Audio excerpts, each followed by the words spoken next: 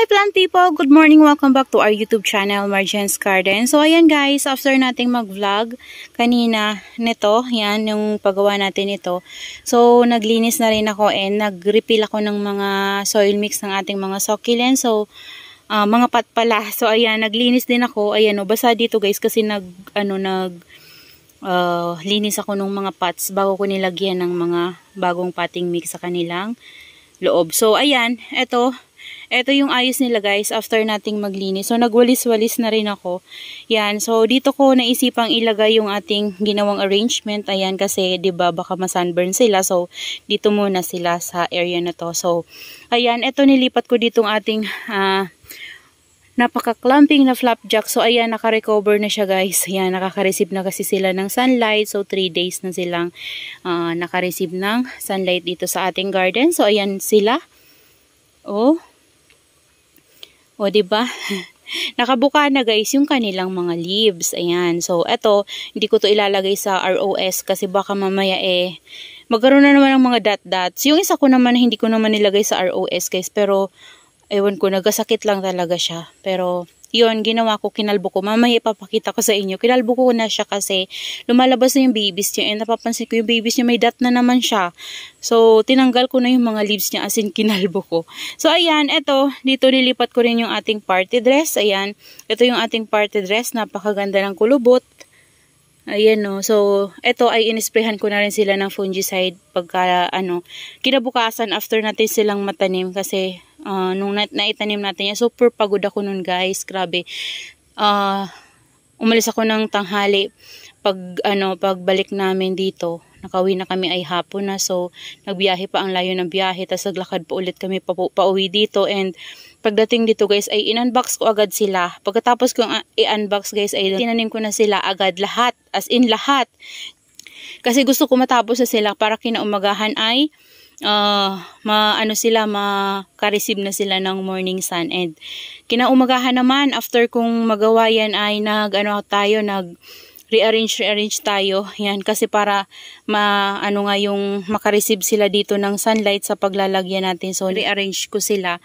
Yan, tapos ayun na, nag-spray na tayo ng fungicide. Ayan. So ito, nakaka-receive naman ito guys dito ng morning sun. Kaso lang hindi masyado ngayon kasi ayan hindi ko mahila yung net dito, naharang nung isa nating net dito. Naglagay lang ako dito kasi guys ng net. Ito, dito banda kasi dito ako tatanim. Yung working area ko kaya nilagayan ko talaga ng net kasi napakainit guys, napakasakit sa balat and ang sakit din sa ulo.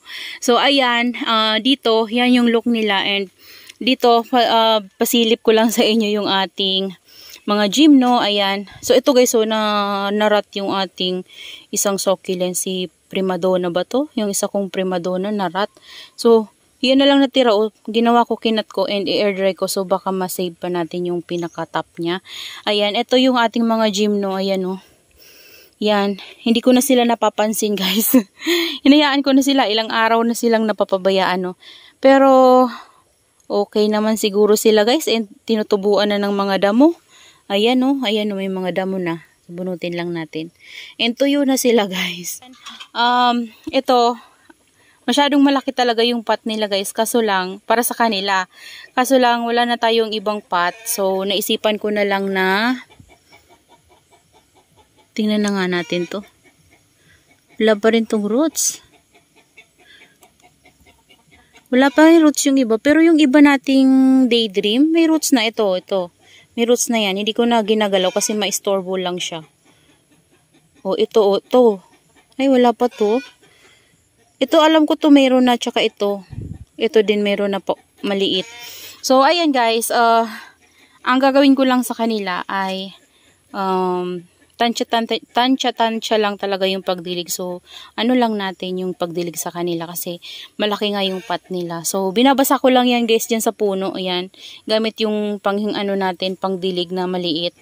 Yun yung ginagamit ko sa kanila. And dito din sa ating mga astro. Kasi dito sa astro, ayan, ayaw kong basain itong top. Kasi kapag binasa natin na-try ko kasi guys, binasa ko yung top niya. Pumangit ito ayan, pumangit. pumangit siya nung nabasa. Kaya naman, sabi ko, pangit pala basain yung top niya. Kasi na parang kapag nabasa yung cotton-cotton niya, inangingitim. So, hindi na siya puti. So, kaya yun yung ginawa ko. Hindi ko na sila binasa. Yan. So, ayan yung look nila ngayon. Yan. Diyan banda nakaka-receive sila ng morning sun and dito shaded na kasi meron na nga tayong net dito banda. Pero okay lang naman. Hindi naman sila mahilig ito. Sabi nila hindi naman daw ito masyado mahilig sa sunlight. Okay lang kahit nasa shaded area sila. Pero sa akin kasi guys, nung na-experience ko dito sa unang gym no natin, yan, ito galing kay si Stacy ay gumanda sila sa akin sa naiinitan. Talagang ang tingkad ng kulay nila. Ewan ko ba. So ngayon, itry natin kung dito. Kung hindi talaga mag-work sa akin yung shaded area sa kanila ay tatanggalin ko yung net na to. Parang i-forward na lang natin hanggang sa dulo para mainitan sila dito. Pero sa ngayon, yan na muna guys yung itsura nila para hindi ma-sunburn yung ating mga bagong succulents na bagong itanim and bagong na-unbox. So, ayan. Dito banda, ayan yung itsura nila guys. So, ito wala pang laman kasi mayroon akong ilalagay dito. Oh. Ayan. Kasi nakabili ako ng Alnos Compost kay Sir Mark. So, ito, tsaka yan, Alnos Compost ang ilalagay ko dyan soon.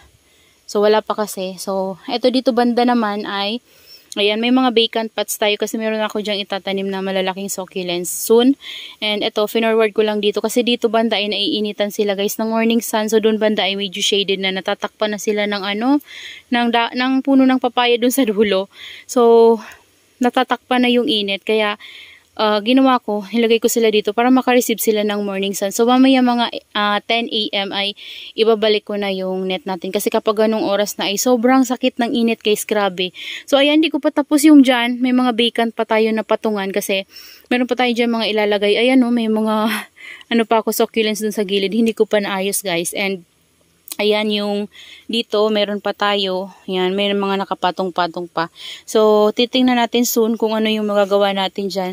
Kasi marami tayong vacant pots guys. Kasi alam nyo ba, yung mga succulents ko, kagaya nito na nakalagay sa malalaking pot na color black, yung ganyan.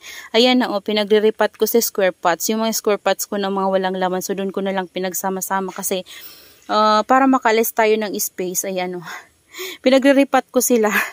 So mga ganyan, pinagsama-sama ko as in pinagsisiksikan ko sila para makalis tayo ng space. Yan, kasi dyan banda kasi napakapaka ng pusa. So kapag baka mamaya kapag punong-puno sila ay hindi naman sila daanan, diba? So ayan. So tingin ko ngayon wala naman, hindi naman sila inaanuhan ng pusa. And ang ganda ng gusti natin dyan guys. Nagaano yung mga tips nila. Ayan. So yan lang guys yung ma-share ko sa inyo ngayon.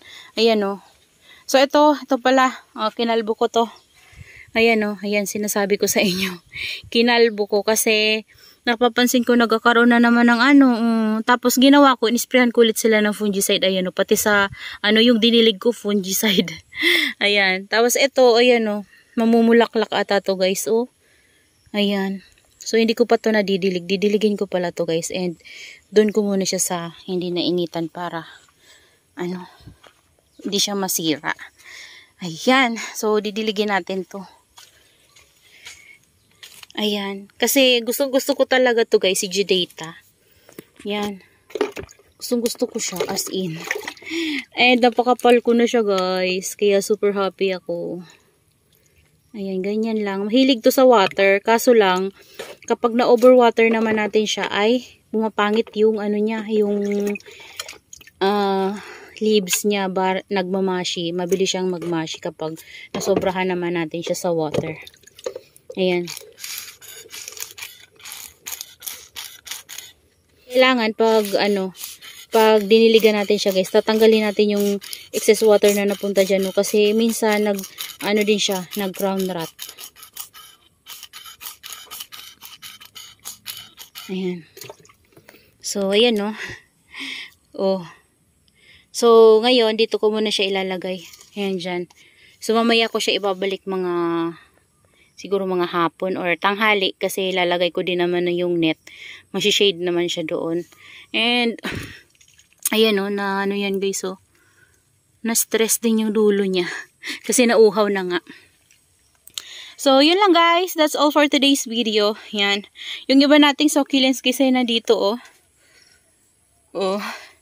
Yan. So, it's all for today's video, guys. And I hope you enjoy watching. And don't forget to like, share, and subscribe to our YouTube channel, Marjan's Garden. See you on my next vlog. Happy gardening, everyone. Bye-bye.